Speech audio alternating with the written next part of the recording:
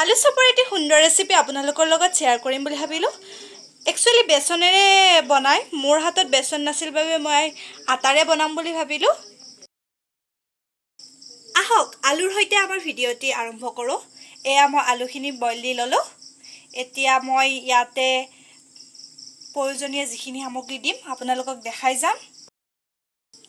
ৰ'ব ভিডিঅ'টো স্কিপ নকৰিব, আৰু আছে ঘৰুৱাভাৱে আমি কেনেকৈ বনাম আপোনালোকক দেখাই আছোঁ।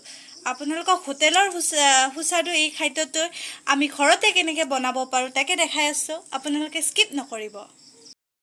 এয়া মই ব্ৰিটেনিয়া বিস্কুট ল'লোঁ 4খন। এতিয়া মই এইকেইখন গুড়া কৰি দিম। ইয়াতে জিৰা গুড়ি, মিট মছলা আৰু তেনেকুৱাকৈ গৰম মছলা কিছুমান মছলা দি দিলোঁ। আপোনালোকক সেইখিনি খানাখিনি দেখুৱাব নহ'ল, এইখিনি দেখাই দিছোঁ।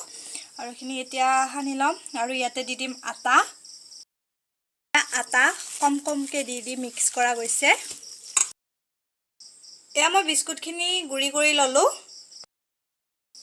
এয়া এইটো এতিয়া চবটো বনাই উঠি বিস্কুটখিনি দিয়া গৈছে, বিস্কুটখিনি লেটিয়াই দিয়া গৈছে।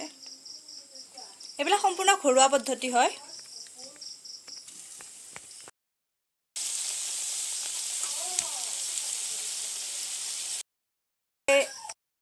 এয়া মোৰ আলু চপ হৈ আছে, সেয়া বনাই আছোঁ, বনোৱা হোৱা নাই।